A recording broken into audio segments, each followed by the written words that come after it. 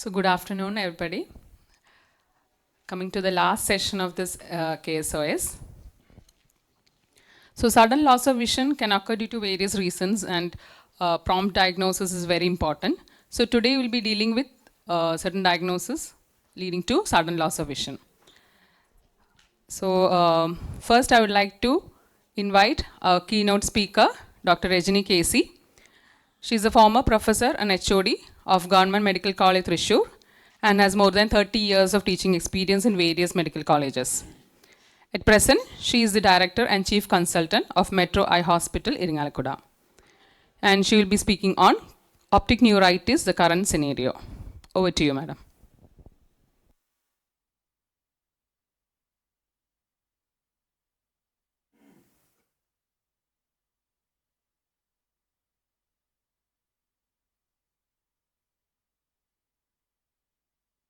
Okay. Good afternoon, everyone. At the outset, let me thank Dr. Rekha for giving me this opportunity. As you all know, in the recent past, optic neuritis, the trend or the scenario is changing because of the discovery of new antibodies, advent of new lab investigations, and the changing diagnostic criteria. In view of these changes, we need to review our management protocols as well. We see in the clinical practice all varieties of cases ranging the fundus picture ranging from the normal optic disc and right up to a frank neuroretinitis. So when you classify the optic neuritis, it is called typical when it follows the specific clinical pattern related to demyelinating diseases isolated or associated with multiple sclerosis. And when it is not typical, yes, it is atypical. So let us see the case which I came across in my clinical practice. This is a 20-year-old lady who presented with a sudden loss of vision in the right eye. She gave a history of viral fever in the recent past. So we asked for the pain on eye movement. She responded positively. And her vision was counting fingers at 3 meters in the right eye. And she showed a color vision defective also. And anterior segment showed an RAPD, grade 3. And fundus examination showed a normal fundus in both the eyes. But we did an MRI considering the RAPD, dyschromatopsia, and the defective vision. And it showed a hyperintensity of the optic nerve in both, and we saw the plaques in the MRI brain in the periventricular space as well. So this is a case of isolated demyelinating retrobulbar neuritis. So we managed this case with an ONTT protocol. A gradual improvement in the vision was noticed. The visual acuity improved to 612 and the color vision also improved and pupil also. And there was no recurrence in 2 years follow-up. So ONTT is the largest data source which give us information about the optic neuritis. So it is unilateral, subacute, painless loss of vision, painful loss of vision seen in young females usually, and pain on eye movements, and visual acuity usually is better than 20/200 at presentation. And whether you treat or not, the visual acuity gradually diminishes for next 2 weeks, then it becomes stabilized, then improves. So the visual outcome is the same in optic neuritis due to multiple sclerosis, whether you treat or not. Then why do you want to treat? We will come to that later. The visual prognosis in multiple sclerosis optic neuritis is excellent in around 72% of the patients, and maintained visual acuity in both the eyes at 15 years of follow-up. So let us see this case, who is a 28-year-old lady who presented with a moderate defective vision in the left eye for 10 days duration. She didn't come on the first day. So no pain on eye movement. So no history of fever or trauma or neurological symptoms. The vision was diminished to counting fingers at 2 meter. Anterior segment was normal, no RAPD. The color vision was defective. And fundus showed a typical temporal pallor in both the eyes. So we went for an MRI in this patient. It showed again a hyperintensity of the optic nerve and typical plaques in the periventricular area. We call it Dawson's fingers. So definite pallor in both the eyes, suggesting recurrent episodes, may be subclinical in right eye, and MRI lesions in the optic nerve in the brain. The diagnosis is multiple sclerosis. So this is the revised criteria for multiple sclerosis. And the most important point to notice here is MRI lesions in the optic nerve in a patient presenting with optic neuritis have not been included in the criteria for diagnosis. So multiple sclerosis, the prevalence is more in the recent past. Maybe it is because the greater awareness about the disease or better documentation or a low threshold for MRI.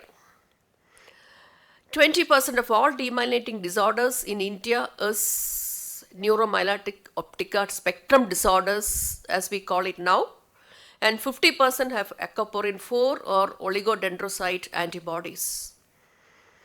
20% of multiple sclerosis patients have optic neuritis as their first episode of demyelination, and 50% of MS patients develop optic neuritis during the course of the disease. So when do you think of atypical neuritis, optic neuritis?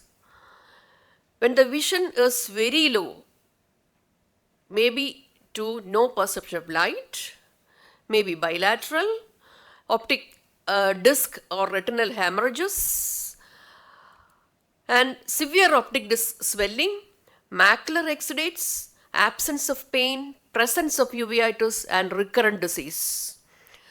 So what is the etiology you think of when you have an atypical features of an atypical optic neuritis? So it could be infections or antibody-mediated neurological illnesses or systemic immune-mediated or lymphoproliferative related to hematological diseases.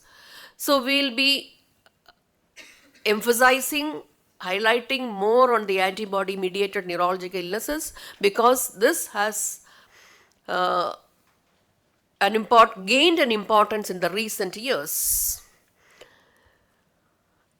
This is another case who is a 41-year-old previously healthy man presenting with defective vision in the left eye and history of defective vision, headache and the back pain in the ascending paresthesia.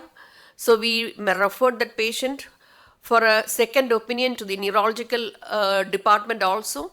The ocular examination showed a left optic neuritis. Surprisingly, we got a bitemporal hemianopia on field charting. And all cranial nerves were intact. Neck rigidity hyperesthesia below the T6 level also developed in meantime. Then MRI of the spine shows that T2 hyperintensities without enhancements in this patient. So 3 days later, the patient developed progressive weakness of the lower extremities also. So we provisionally diagnosed this patient as neuromyelitic optica spectrum disorders when we got the aquaporin 4 antibody test also positive. To my surprise, these antibodies, aquaporin 4 and MOG, are available in Thrissur, a small town as in Thrissur also. So this patient was treated with intravenous methylprednisolone and he improved. So is neuromyelitic optica is a distinct entity from MS? Earlier days we thought they are the same, two ends of one spectrum. No. So, NMO antibody to aquaporin 4 was discovered in 2004 at the Mayo Clinic. And aquaporin 4 IgG antibody, both a marker and pathogenic cause for NMO. So, aquaporin 4 water channels proteins are present in the astrogyl food processes, and it is expressed in brain, spinal cord and optic nerve. And when the antibodies are active against these water channels, these water channels are blocked and complement activation and astrocyte injury occurs, and thereby causing astrocyte death. This is the international consensus for diagnostic criteria of NMO spectrum disorders. We have core characteristics like bilateral or unilateral optic neuritis, longitudinal transverse acute myelitis, area prostrina syndrome, which presents with severe hiccup, acute brainstem syndrome, narcolepsy, Diane-Sylphic syndrome, and cerebral syndrome. So you should have at least one core characteristic plus an aquaporin 4 antibody positivity to diagnose, or you need two core characteristics if the antibody is negative. So just a recap, how does it differ from a multiple sclerosis? Age-wise, it is a middle-aged female, severe visual loss at the onset, poor recovery,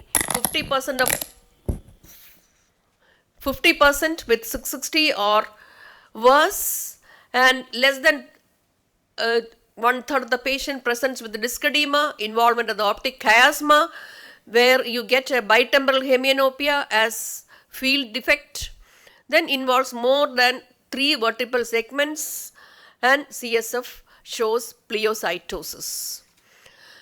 And another entity is MOG IgG optic neuritis.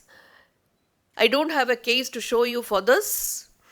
This optic neuritis and transverse myelitis are a common presentation in this, and 80% of the patient presenting with isolated optic neuritis, bilateral in 50% of the cases, and recurrent in 50%, and disc edema up to 86% at the onset, and can be severe with peripapillary hemorrhages. So this MOG antibody is a transmembrane protein found on the surface of the oligodendrocyte and myelin, and MOG antibodies are directed against the oligodendrocytes.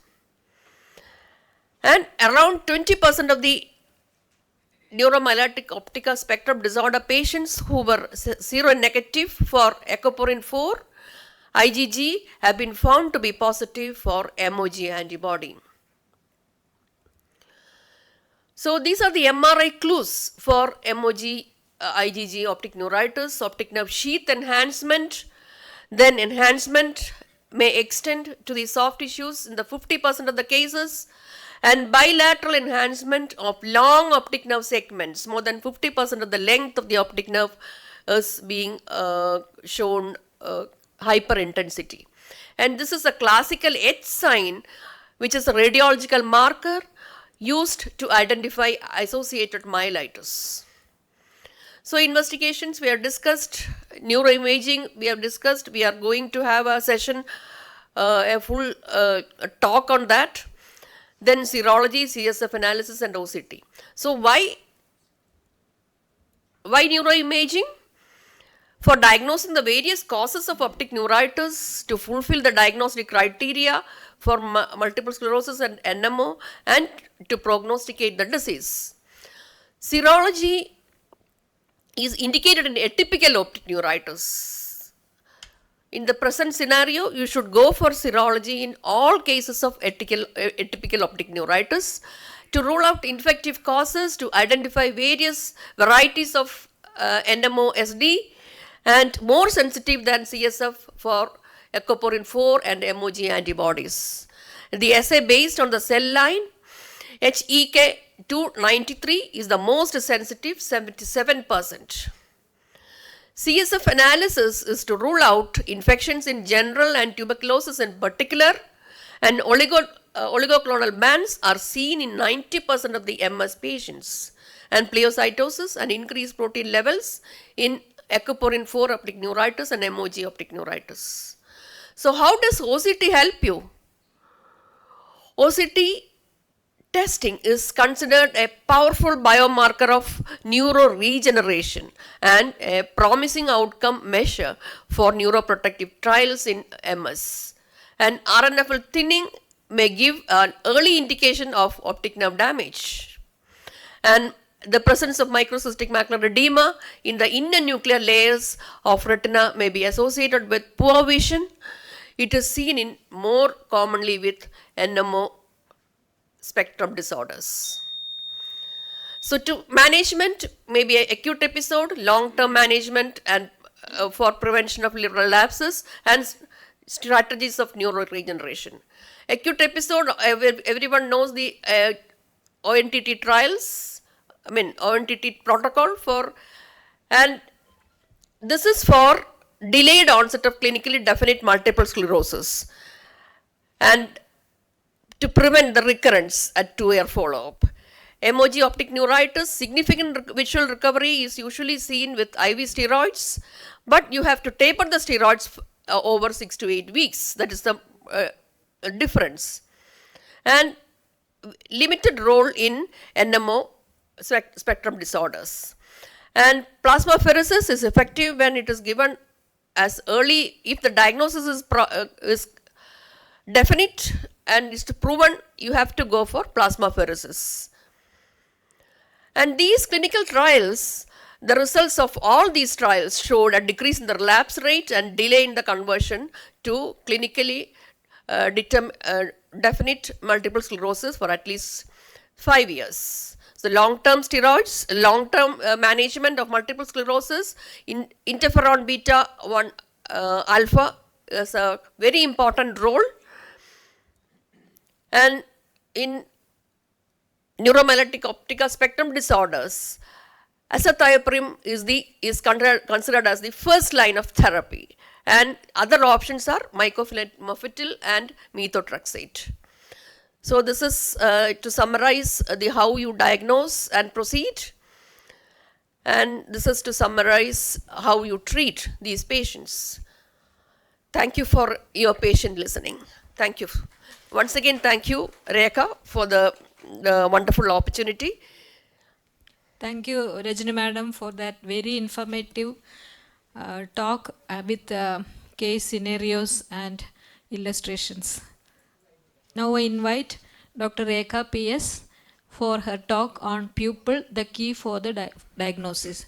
Dr. Rekha is an assistant professor working in Government Medical College, Manjeri. So good afternoon all. I'll be talking about pupil, the key for diagnosis. So sudden loss of vision can occur due to various reasons, and proper examination of the pupil will help us to clinch the diagnosis.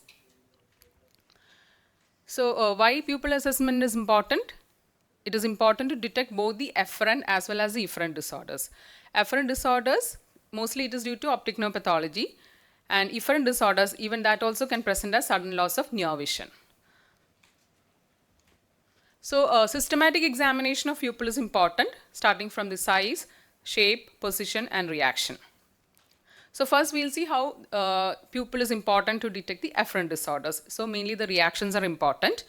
The most important test will be swinging flashlight test. It is to detect relate to efferent pupillary defect, also known as the Marcus gun pupil. So it mainly helps us to detect the optic pathway dysfunction. One prerequisite is that it requires one normal pupil. But you should keep in mind, all lesions beyond the lateral geniculate body will not have RAPD. Why? Because you can see the pupillary fibers separates from the visual pathway before reaching the lateral geniculate body. So how to do the swinging flashlight test? We are comparing the direct light reaction of both the eyes. We swing from one eye to the other, and 2 points we should keep in mind is you have to hold the light source equidistant from both the eyes while swinging from one eye to the other, and also the ideal position will be to shine the torch from below so that we can see the pupil clearly, Another method is a modified up gaze technique where we ask the patient to look up and the light source and the examiner should be in the same line. Now we can grade the relative afferent pupillary defect as 4 grades. Grade 1 is the weak initial constriction followed by greater redilatation. Grade 2 is initial stall of movement and greater redilatation. Grade 3 is immediate pupillary dilatation, and grade 4 there is no reaction to light. So in all the 1, 2, 3 grades, the pupil size will be normal. So anisocoria is not a prerequisite to say there is RAPD. We can also quantify RAPD using neutral density filters. Here different densities of filters are placed in front of the normal eye, and then we do a swinging flashlight test. We have to do it, we have to increase the density of the filter till we get till the RAPD disappears. So that is the amount of RAPD in log units. So suppose one pupil is abnormal due to some structural problem, due to some trauma. So what will you do? You have to concentrate on the normal pupil. You have to see that and then do a swinging flashlight test. Here we are comparing the direct light reaction of the normal eye with the indirect light reaction of the eye with the structural deformity. That is known as a reverse RAPD. Now if the direct light response is weak, then definitely we have to look for the near response. Here you should it should be a moderately lit room and you should use an accommodative target. We should not use a light source. And suppose the near response is more than light response, then we call it a light near dissociation. We have a different set of conditions leading to light near dissociation and we have to investigate in that area. Now next is the assessment of pupil size. So pupil size, if the difference of more than 2 millimeter, we call it a pathological anisocoria. Usually it is pathological if the size is more than, difference of size is more than 2 millimeter. So if such anisocoria is there, then we have to see whether the anisocoria is more in light or dark. So when you shine torch in light, normally the pupil should constrict. So if it is not constricting properly, that means the parasympathetic pathway is at fault. And if the anisocoria is more in dark, that means the sympathetic pathway is at fault. So first we will see conditions which can cause anisocoria, that is more in light. So first things, the commoner things and the conditions which can be easily identified should be ruled out first. So first thing you have to rule out is a third nerve palsy. So you have to check for the extraocular motility and also the presence of ptosis. Sometimes it may be a mild ptosis and the restriction of movements may be very minimal, so you have to look for it. The next thing you have to rule out is structural changes. So do a proper slit lamp examination. Ask for history of any prior intraocular surgery or trauma. Look for any signs of inflammation. Look for any iris ischemia like neovascularization, or it can be an acute angle closure glaucoma also. So if both these are ruled out, then look for the, definitely you have to check for the near reflex and see how the near reflex is there, see the reaction. If it is a tonic response, that is more in favor of a adduced tonic pupil, or if there is no response at all, it can be a pharmacological dilatation, and we can differentiate these two by using a dilute pilocarpine, 0.125% pilocarpine. So if you use pilocarpine, if it's an adduced tonic pupil, it constricts, whereas pharmacological dilatation, there will not be any constriction. So what is adduced tonic pupil? Here the ciliary ganglion is affected. It can be idiopathic or it can be due to inflammation associated with viral infection. Usually middle-aged females are affected, and more commonly it is unilateral. So these are the other conditions which can present as unilateral tonic pupil. Can be varicella zoster, giant cell arteritis, syphilis, sarcoidosis. And bilateral tonic pupil, you should think of diabetes, alcoholism, syphilis and dysautonomia. Now suppose the anisocoria is more in dark, that is more in favor of a Horner syndrome. So Horner syndrome can present as with litosis. It is due to less sympathetic innervation to the Muller's muscle. And next finding is a meiosis. It is due to less sympathetic innervation to the dilator muscle, and also with facial anhydrosis. Another test to detect Horner syndrome is a dilatation lag. That is, there will be a slow pupillary dilatation in dark. Suppose when you dim the light, there should be a dilatation which is usually immediate, but in Horner syndrome, it will be very slow. Now, there are various pharmacological tests to detect Horner syndrome, starting from the cocaine test to see whether it is normal or Horner syndrome, but these tests are not usually done in our clinical practice.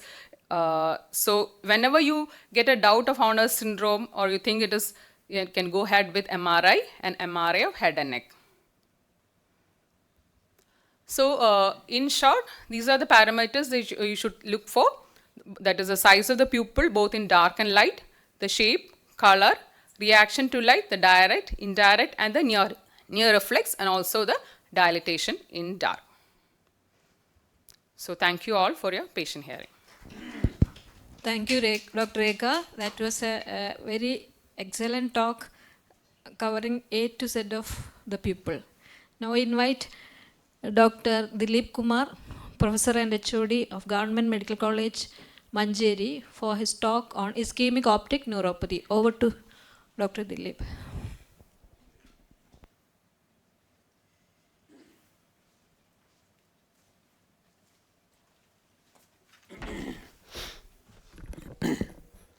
Good afternoon.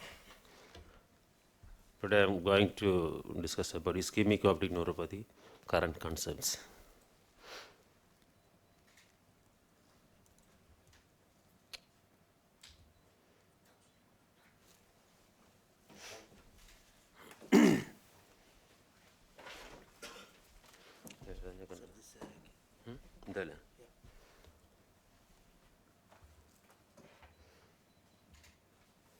Pathophysiology, this is a blood supply of optic nerve head, mainly affecting short posterior ciliary artery. There is circle of sin and all. And it is one of the causes for sudden reduction in blood supply that causes sudden loss of vision. A group of diseases characterize a sudden reduction in blood supply to optic nerve, causing an infarction. Common cause of it's a common cause of vision decrease. One of the commonest causes of a sudden onset decrease in vision is optic neuritis. Underlying diseases may be a result of this condition.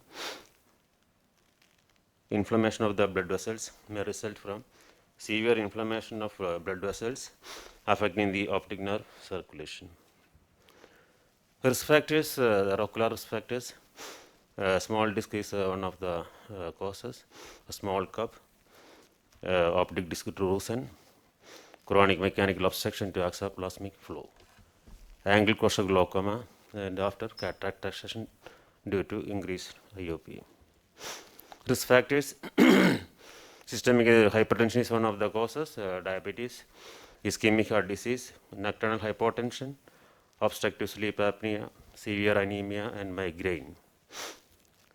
Pathogenesis. There is hypoperfusion of the optic nerve. There will be hypoperfusion of the prelaminar portion of the optic nerve head supplied by the short posterior ciliary nerve arteries. There is axonal edema is there. Axonal edema leads to death of ganglion cells of the optic nerve. There is a vascular disease. This vascular disease may impair the autoregulation of the optic nerve head blood flow. Clinical features of non-arteritic ION. There is a sudden onset of loss of vision.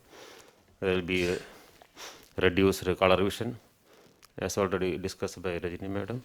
There are field defects, there is attitudinal central field defects you can see, RAPD, optic disc features, there will be a sector of optic disc hyperemia and disc elevation also there, and peri-disc edema, hemorrhages, there will be flame-shaped hemorrhages you can get. Clinical course, IONDT, that is ischemic optic decompression trial, summary of clinical findings and patient outcomes. Here the patient statistics, 250 patients with acute non-arteritic ION and visual acuity below 20/64.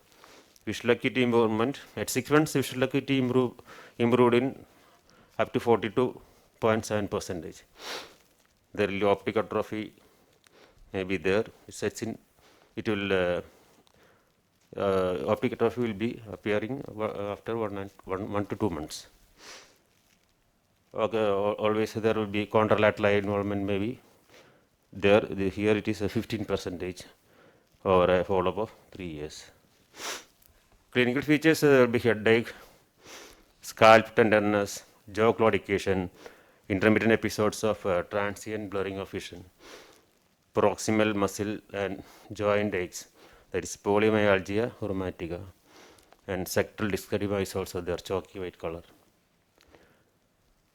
Risk factors, medications like sildenafil, interferon alpha, interferon, amiodarone, etc. will cause these problems. Medications. Diagnostic is a gold standard. Negative biopsy does not rule out arteritis due to skip lesions. So you have to take long enough to get the diagnosis. Intimal thickening, you can get internal limited lamina fragmentation, chronic inflammatory infiltrate with giant cells also. Management of this non-arteritic ION is oral prednisolone 80 milligram for 2 weeks and gradually tapered, and you will get improved visual acuity. Aspirin also you can give. Radial neurotomy relieves compartment syndrome.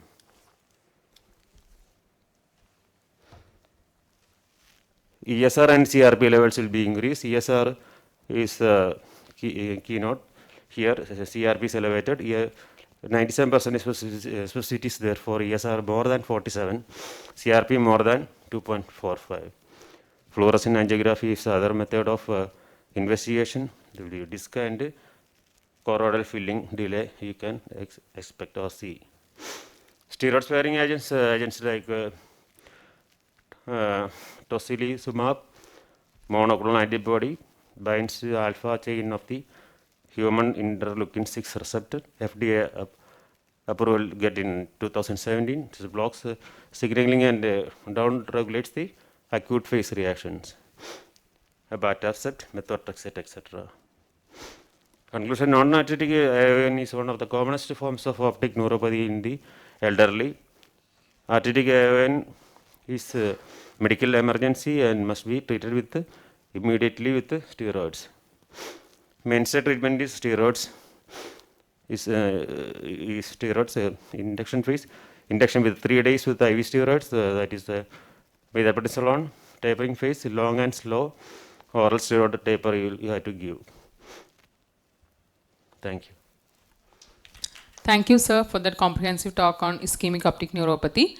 Next, I invite Dr. Suma Unnikrishnan for her talk on traumatic optic neuropathy. She is presently the Associate Professor at Government Medical College, Manjeri. Over to you, madam. Thank you, Dr. Rekha. Good afternoon. So, traumatic optic neuropathy is an ocular emergency because it has got significant impact on patient's vision. Moreover, the mechanism, despite the mechanism is well known, the treatment strategies still remains controversial. So based on anatomy, it can be classified into the damage occurring at the globe, that is optic disc, that's called optic nerve avulsion. Then the intraorbital part, then intracanalicular and intracranial part damage causing traumatic optic neuropathy. So this can occur usually in the context of severe craniofacial trauma. Here males are more affected in the 4th or 5th decade, and 8% of patients with traumatic brain injury will have TON. And the important fact is that 50% of moderate to severe traumatic brain injury will have a subclinical or undiagnosed traumatic optic neuropathy, which will later on present as optic atrophy or field loss. So there are two types as per the mechanism. One is a direct one, which directly affects the causing damage to the optic nerve, or an indirect one. The direct one is usually due to impingement by a bony fragment or foreign body in the orbit or intracranially, or by surgical manipulation. So in that picture you can see there is a transection of the optic nerve intraorbital part without any fracture. It is due to a direct injury. It can cause sudden and severe loss of vision, and the prognosis is very poor, but luckily it is less common than indirect one. And the indirect one is due to a blunt force which, to the ipsilateral temple or forehead, which is transmitted to the intraorbital and intracanalicular part of the optic nerve. So as you see in this picture, it is causing a very trivial injury in the forehead can produce traumatic optic neuropathy. Here also the vision loss may be severe and immediate, but it can also occur as a delayed severe vision loss. And pallor ensues usually after 4 to 6 weeks after the trauma. Coming to pathology, it is due to the dural sheath hemorrhage or interstitial optic nerve hemorrhage. It can also be due to optic nerve edema or shearing and ischemic necrosis, and hemorrhage occurs in 2/3 of patients in the optic canal, and 50% are associated with the sphenoid bone fracture.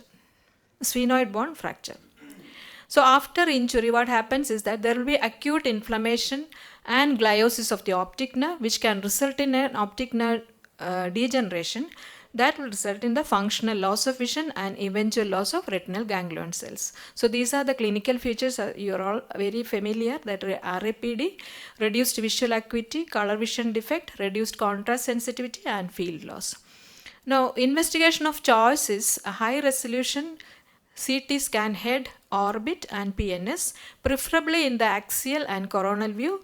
The 1 millimeter cut can detect the optic canal fracture and any bony fragments compressing the optic nerve. Then optic nerve hematoma, sheath hematoma or edema to be ruled out, preferably by MRI, but always rule out a metallic foreign body in that situation. Then OCT and OCT angiography can be taken later on to document the retinal fiber layer loss or ganglion cell loss. So these are some of the fractures as pointed out in the picture. This is a lateral wall fracture and sphenoid bone fracture. The other investigations are visual fields in awake patients and VEP, especially in bilateral cases when the pupillary assessment is very difficult or inconclusive. And this has also got a prognostic value. VEP, the less than 50% amplitude will have very bad visual recovery. But the fallacy is that when there is a concurrent brain injury, the amplitude may vary. That can also result in the reduction of the amplitude of the VEP. No field defect is pathognomonic of TO, and any type can occur.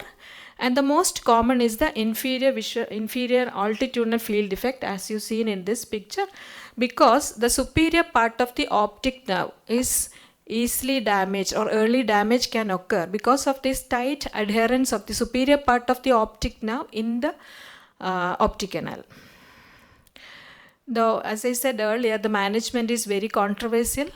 Because 30% can recover spontaneously, observation is one method. Then you can give corticosteroids or surgery or combined. And the indications for surgical management include intrasheath hematoma, foreign body, then compressive bony fragment, and if you document a progressive visual loss in the first 24 to 48 hours post-trauma.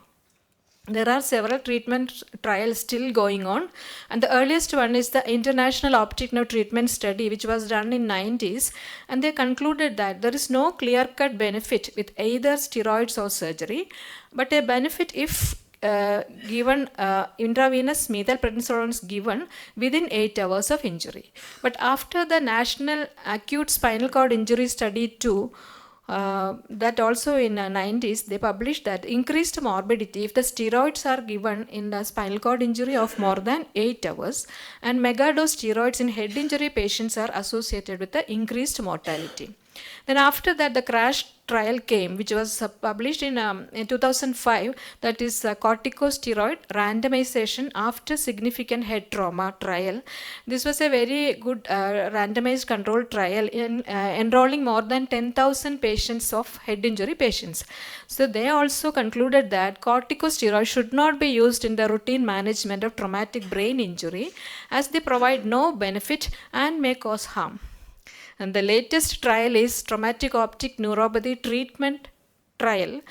This was also started in 2011 and the phase 1, and then 2014, that is phase 2, and in 18 they have started the treatment trial 3, and still it is continuing. And they published that they have compared, this is also a randomized control study, they compared that the efficacy of erythropoietin levodopa with steroid observation, and they concluded that these three, that is erythropoietin, steroid and observation, showed a significant improvement of visual acuity in patients with a TON, and initial visual acuity of no perception of light and late treatment of more than 3 days were significant risk factors for poor visual improvement.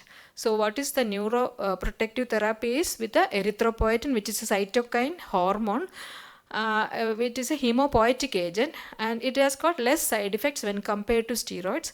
I have no personal experience of using this. All these are literature such. Now coming to the systematic review and meta-analysis, they have reviewed 3 treatment trials, the randomized control trial, which was published in 2024 June. They also concluded that there is no evidence of benefit for any medical treatment and strong evidence of harm from IVMP. Now, orbital compartment syndrome is a separate entity which needs surgery and medical treatment. What is the take-home message then is TON can result in permanent vision loss. Neuroimaging must be done in all cases, which is important medico-legally. And poor visual acuity and intracranial injuries predict poor visual outcome. So far, no definite treatment protocol is devised by ophthalmic community for TON. And various trials conclude that neither steroids nor optic canal surgery should be considered as standard care of treatment. And erythropoietin may be effective in some cases. But as per some Indian studies, which was published in Indian Journal of Ophthalmology, high-dose intravenous steroid treatment can improve the final visual outcome, but with caution in head injury patient. So in our institution also, we also give steroids, but not in patients with a head injury, always in discussing with the neurosurgeon. So in summary, the management of TON should be individualized, discussing with the patient and the relatives, and case-by-case basis. So to conclude, no scientifically proven treatment protocol for TON.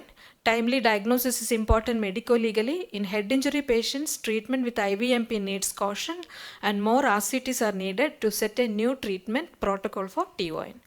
Thank you for your attention. Thank you, Suma Madam, for that wonderful talk on the topic. Next, I would like to invite Dr. Hamid Obaidullah. He is the head of the Department of Neuro-Ophthalmology at Abed High Hospital, Perindalmana. Thank you, madam. At the outset, I would like to thank Dr. Rekha for giving me the opportunity to be a part of this wonderful IC. So I'll be talking about OCT in neuro-ophthalmology. As we all know, OCT is a non-invasive technology which uses the principle of low coherence interferometry, provides 2D and 3D images of the biological tissue, and helps in diagnosis and management of disorders of the CNS affecting the visual pathway. It also correlates well with visual outcomes to precisely define the structure and function. So we have various types of OCT. Earlier we used to have the time domain OCT, which is now not used. We have the spectral domain OCT, which also has a lot of modifications and advancements like EDI OCT, and the latest one is the swept source OCT. So the OCT, it helps in visualizing the optic nerve head, measurement of the retinal nerve fiber layer thickness, as well as the ganglion cell layer. So what are the key parameters that we usually see in clinical practice when looking at the OCT? We look at the peripapillary RNFL thickness, which tracks the axonal integrity and optic nerve health. Then we have the macular ganglion cell analysis, which is nothing but the thickness of the macular ganglion cell layer as well as the inner plexiform layer. It is an early marker of neuronal damage. Then we have the optic nerve head volume that helps in monitoring papilledema. Then newer one is the inner nuclear layer, which reflects the retinal inflammation and retrograde degeneration. Then we have the OCT angiography matrix as well.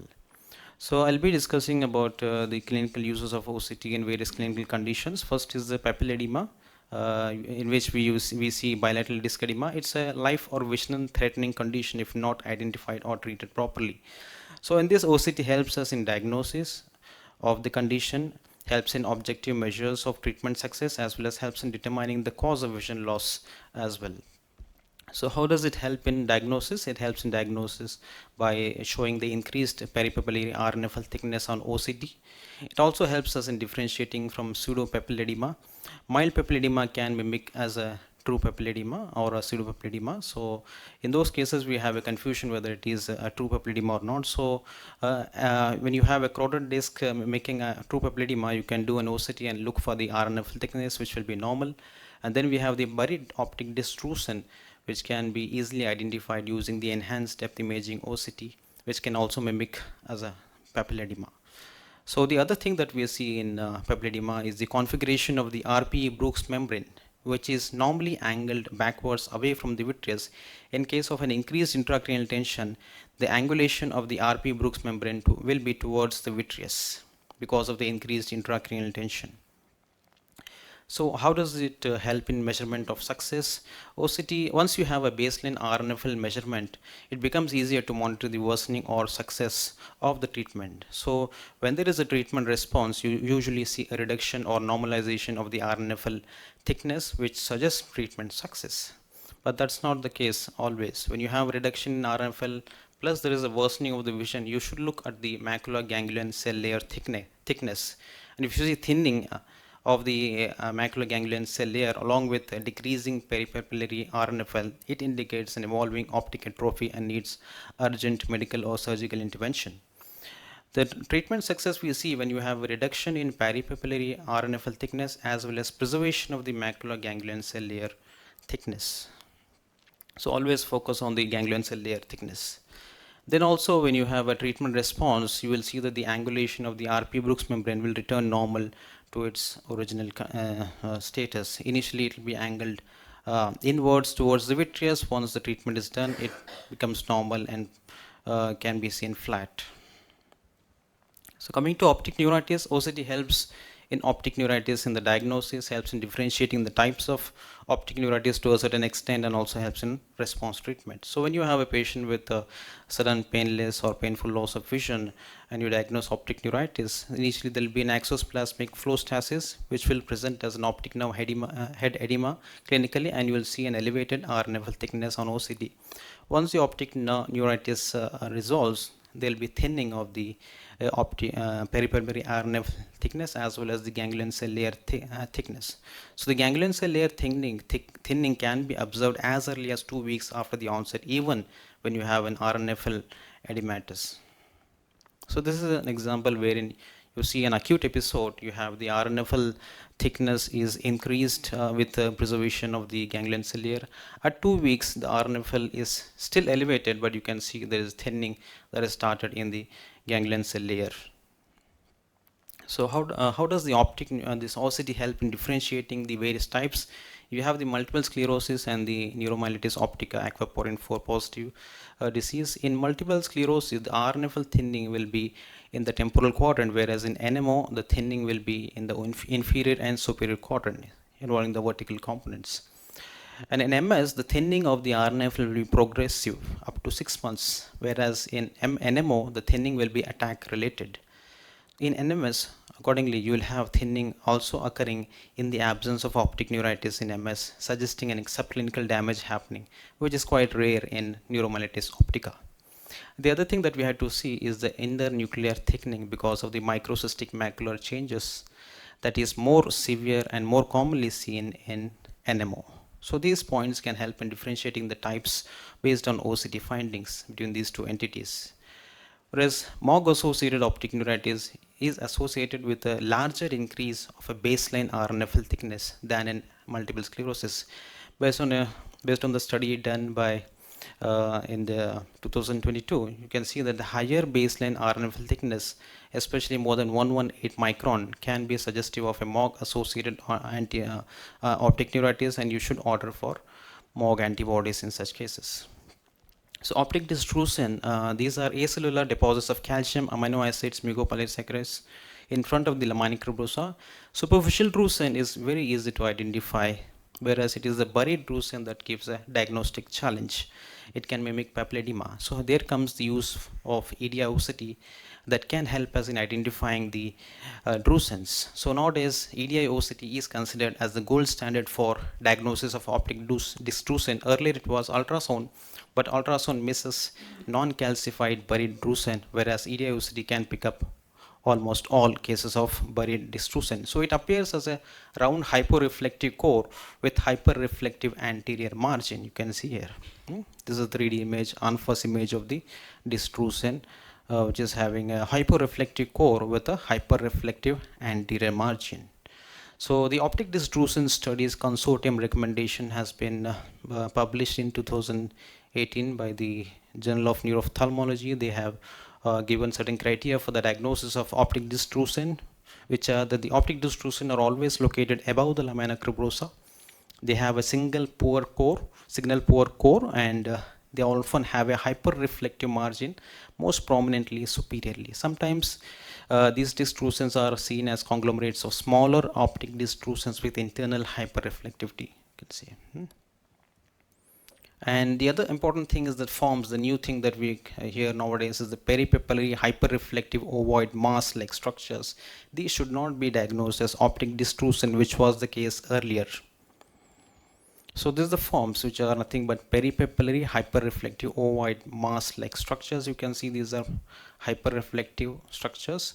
They are very non-specific, and they are usually seen in cases of papilledema, also seen in optic dystrophin, meningioma, AION, or papillitis, and they resolve once the optic nerve goes into the stage of atrophy. Coming to the use of OCT in compressive optic neuropathy, it can help as again in diagnosis, monitoring, and prognostication of visual outcomes following surgery. So, and also help in patterns of GCC thinning can help in localization.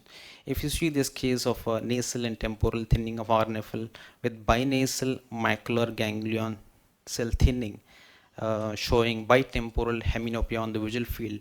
So this, if you just look at the macular ganglion cell map, thinning of the ganglion cell involving the nasal quadrant in both eyes can be suggestive of a chiasmal compression by a pituitary tumor. So it can help in localization. And similarly, if you have a homonymous pattern of macular ganglion cell thinning, it can suggest optic tract lesion involvement or lateral geniculate body nucleus pathology, or even retrograde pathology also, like involving the occipital cortex or optic radiation because of the transsynaptic retrograde degeneration that happens. So here if you see the right eye, there is a thinning of the nasal quadrant, which can corroborate with the right eye temporal field loss. And similarly, in the left eye, you see the temporal thinning of the GCC layer. And here you can see in the left eye, there is loss of the nasal visual field. So these are the things suggestive of right homonymous hemianopia.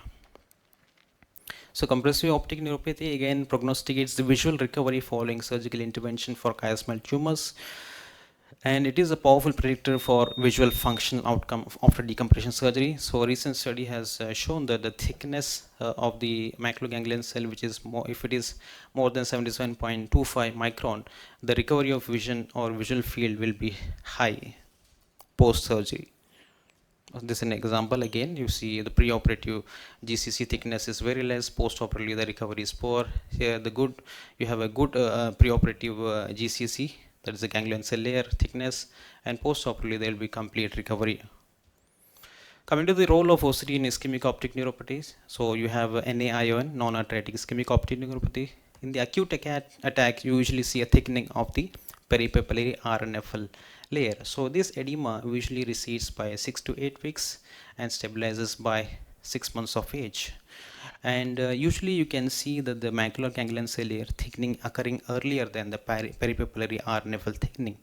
Here you can see this is a case acute stage, you see that there is edema of the RNFL. You can slightly see the thinning has started in the GCC layer. So as the time passes, the thinning starts in the RNFL, and thinning of the GCC becomes more evident. So OCT can also help differentiate retinal artery occlusion from other optic neuropathies even years after vision loss. So you have a branch retinal artery occlusion can mimic an NAION. So you look at the OCT. In artery occlusion, there will be significant thinning of the entire inner retinal layer, whereas in glaucoma or ischemic optic neuropathies, you will have the thinning of the RNFL and GCC. 12% of non-arteritic anti-ischemic optic neuropathies can present with subretinal fluid contributing to vision loss, and this explains one of the reasons why few cases of NAION can have a recovery of vision in the early stages because of the resolution of subretinal fluid. And OCT angiography helps in differentiating non-arteritic from the arteritic anti-ischemic optic neuropathy, showing reduced macular and peripapillary choroidal vascular disease in arteritic ischemic optic neuropathy.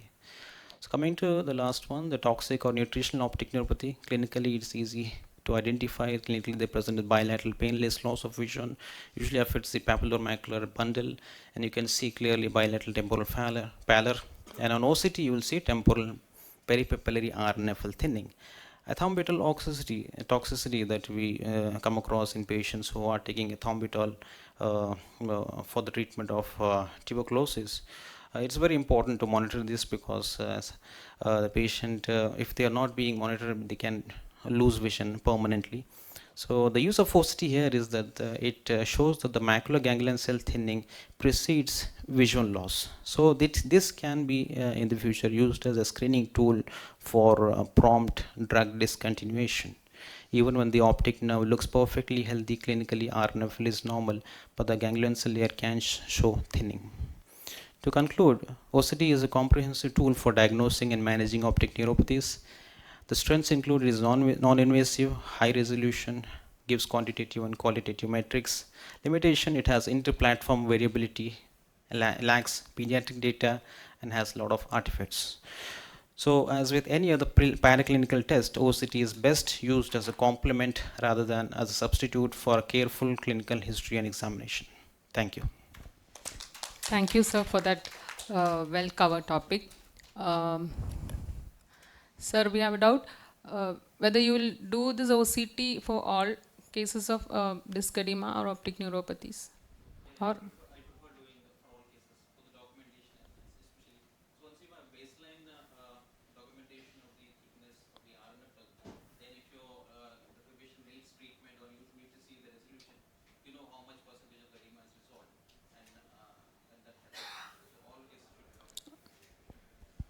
One more. For starting ATT, we usually get for baseline evaluation. So, is OCT is included in that test? No, at the moment not. Okay. so any other questions? Then we'll wind up the session. Thank you all for your participation.